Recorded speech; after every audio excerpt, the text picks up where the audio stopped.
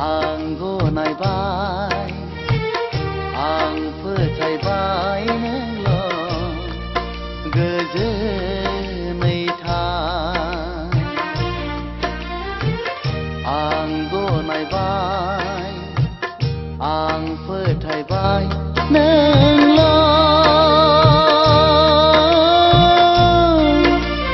गोजोनै था। हेलौ लोगोफोर, नोंथांमोननि गेजेराव आं आरो मोनसे गोदान भिडिअ लानानै फैबावबाय।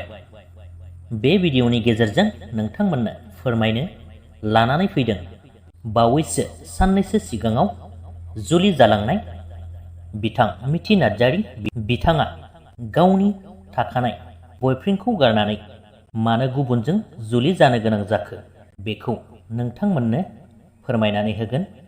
आसा खालामो नोंथांमोना भिडिअखौ जोबजासिम नायलांगोन होननानै।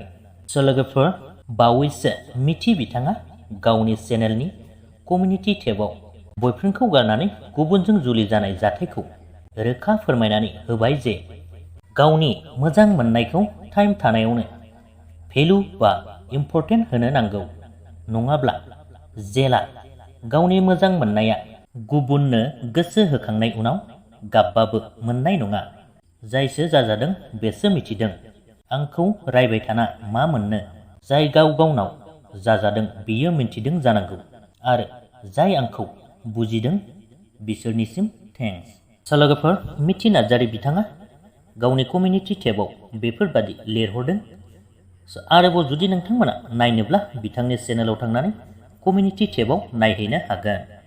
आसा खालामो नोंथांमोना भिडिअखौ नायनानै बुजि मोनबाय। बेजों लोगोसेनो बिथांमोननि सोमोन्दैनि भिडिअआबो बेखिनियानोमोन। भिडिअखौ नायनानै मोजां मोनोब्ला लाइक खालामदो, लोगोसेनो चेनेलखौबो साबस्क्राइब खालामनानै लादो। गोजोन्थों।